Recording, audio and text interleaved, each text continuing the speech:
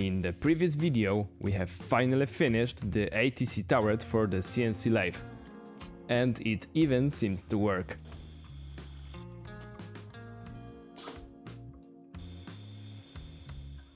Today, there will be a lot of chips, as always. And we will start making the tailstock for the machine. After some time spent building the ATC, I decided to start making improvements in the tailstock design and start the build. It's not finished yet, but it looks already a bit different. Overall, the tailstock will be using the third linear rail. I'm even planning to add some safety features.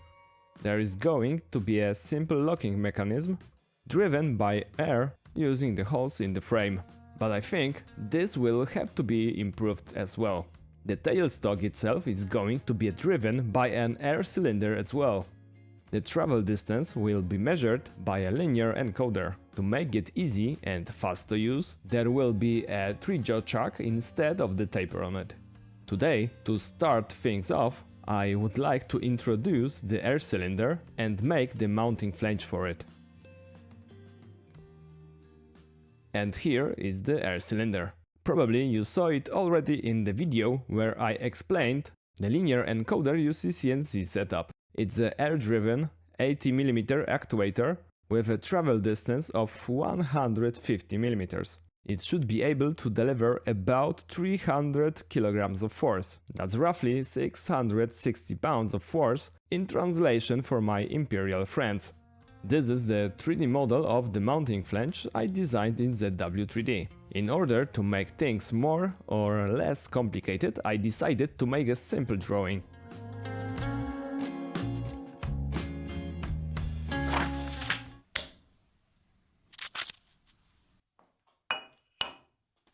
I prepared some aluminum for the part. It's a solid piece of metal. High quality.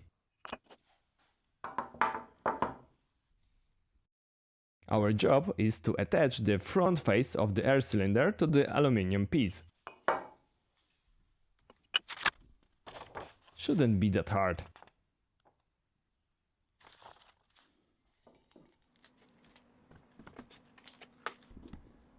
Recently, Lunyee asked me if I would like to check out their CNC milling router. Oh, wait a minute.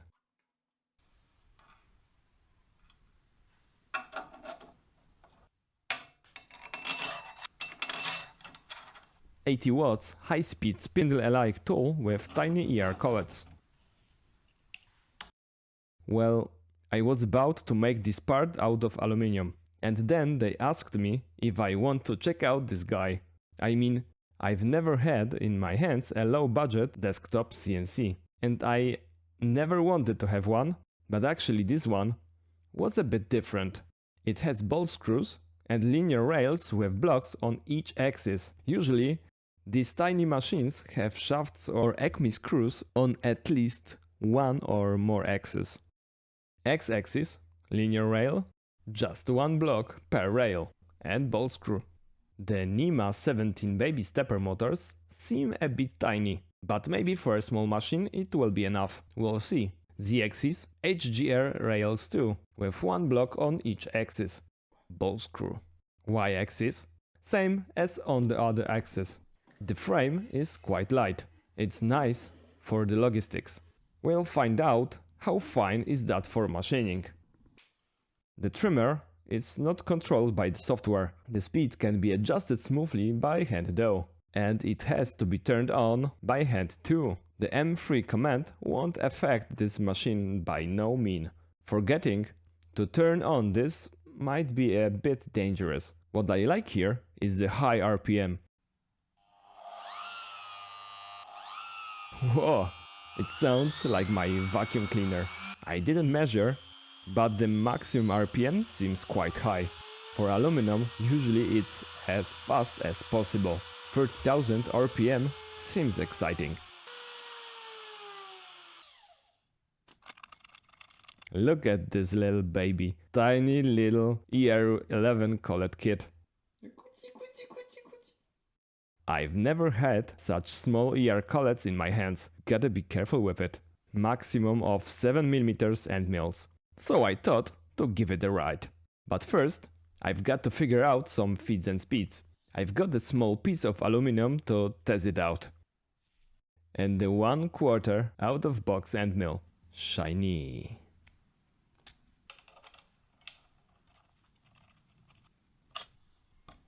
They supplied me also with a tiny vise for it.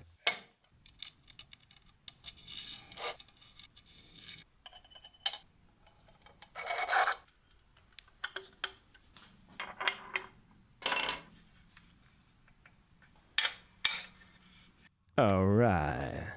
I've prepared some toolpaths with ZW3D CAM module. I was curious if it would accept the G-codes out of ZW3D. Let's set the work coordinate system.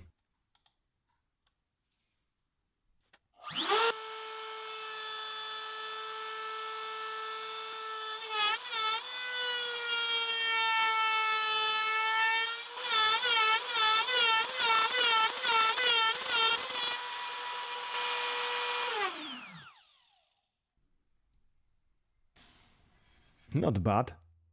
Seems to work.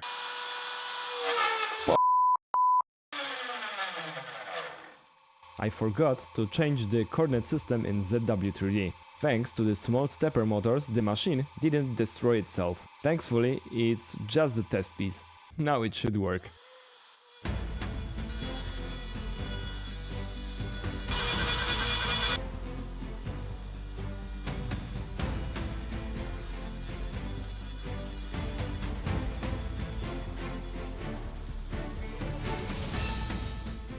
One more.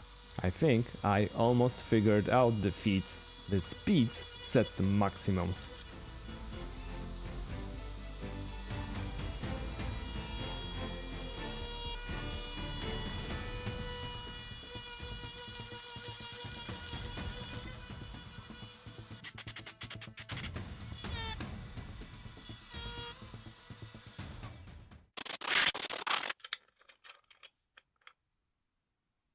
Not bad for a first try on the machine.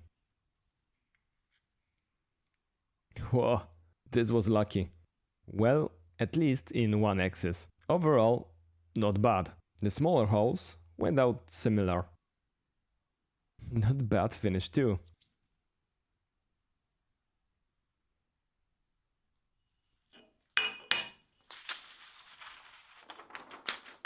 Let's get a bit more serious. But before we start doing our real part, I want to add one upgrade to the machine. An air assist. This mist nozzle will be a part of my CNC lathe, but I think the lathe won't mind sharing it for a moment. Here is a perfect place for it.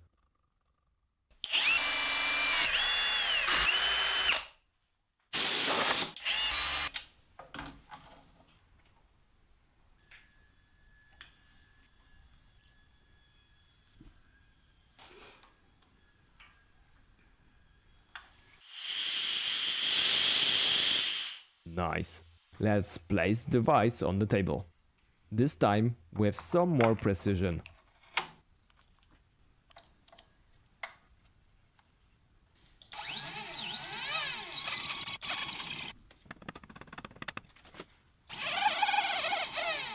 Good enough.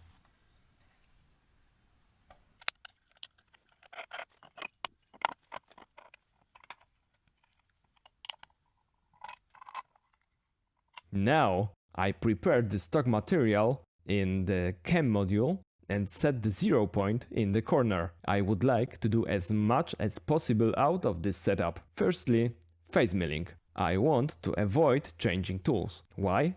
In order to not to lose time for tool changes. Simple.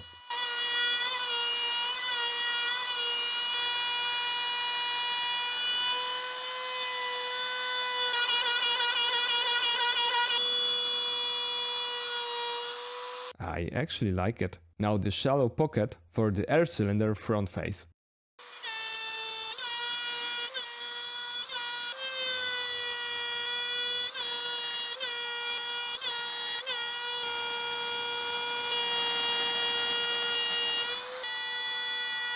The third one will be a roughing operation for the inside hole. That seems dangerous. But before that,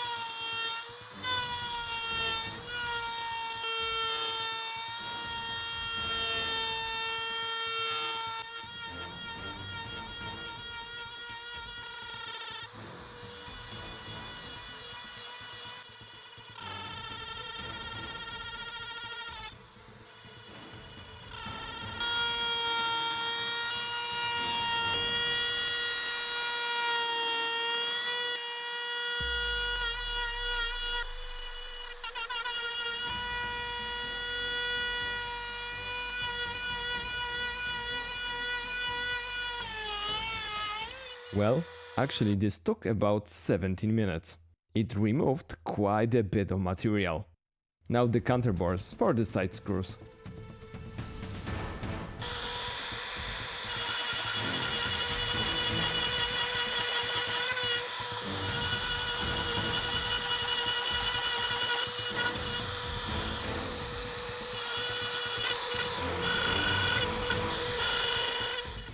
The next thing are the through holes for mounting the air cylinder.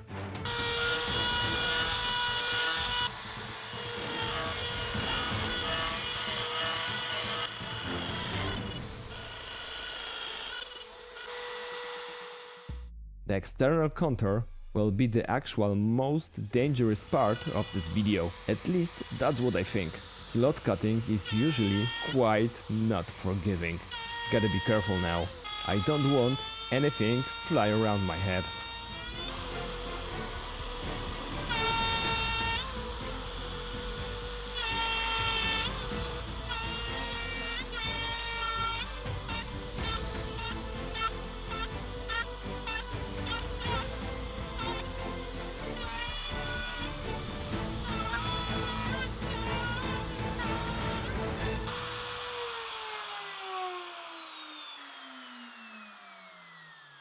We are safe, at least for now.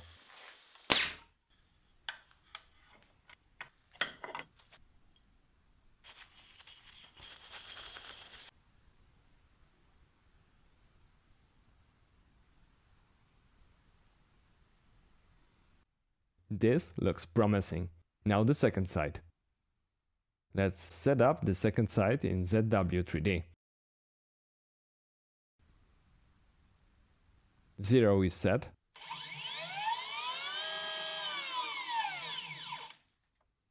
Let's do the facing on the bottom side.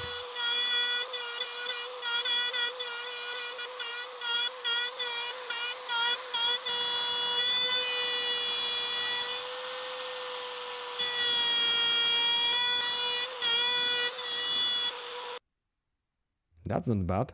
Now the counterbores for mounting the air cylinder. That's something what I'm a little bit scared of, but I trust the dial indicator.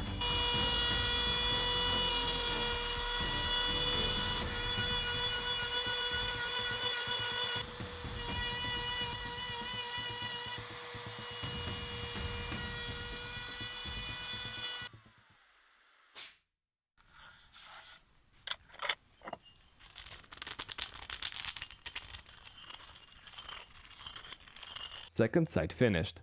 What do you think? Actually, it looks pretty decent in my opinion. The surface is quite not bad. I like it. I forgot to do the through holes over here on the sides. But I think I'll be fine with drilling it on the drill press.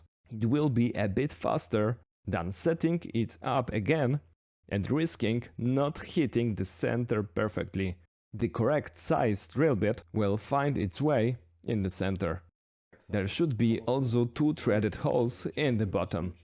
I even prepared it in ZW3D as the third material setup, also known as the third working coordinate system.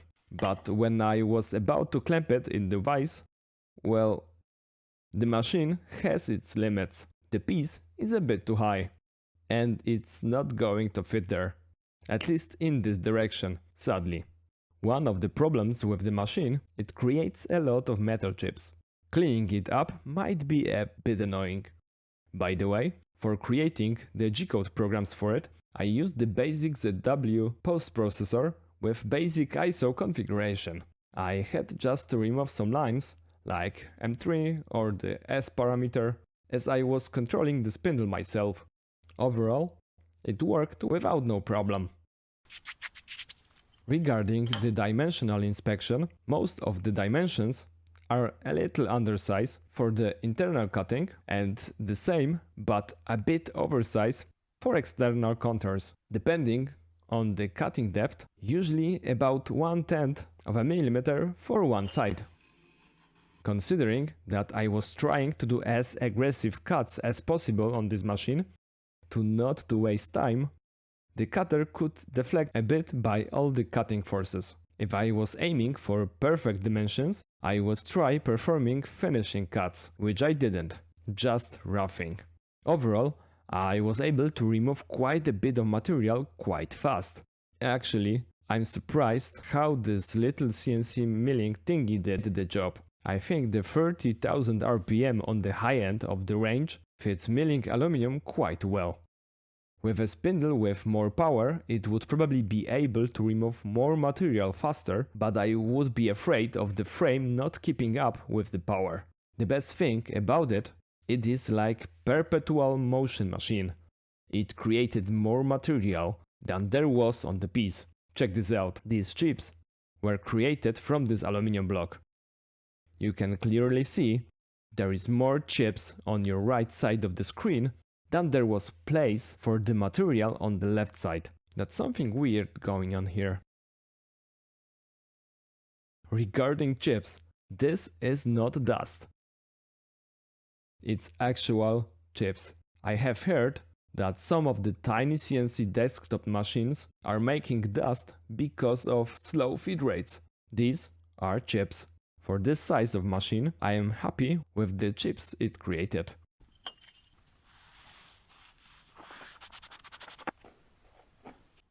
Now, let's make the remaining holes.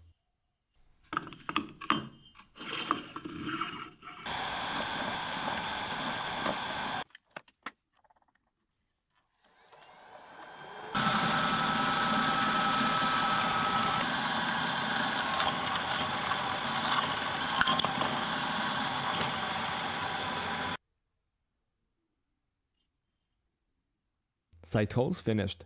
Now the bottom holes. There is some information missing on the drawing.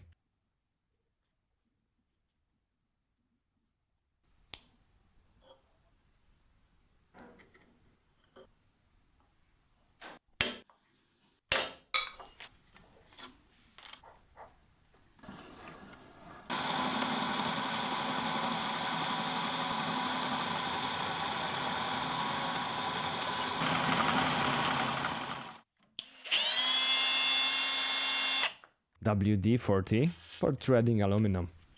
Works better than oil. I think it's finished. Let's assemble it.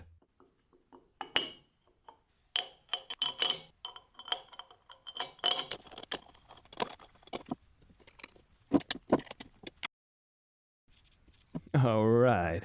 Sometimes the most important thing is to begin. And I'm going to slowly push the tailstock build to the next steps. It looks pretty.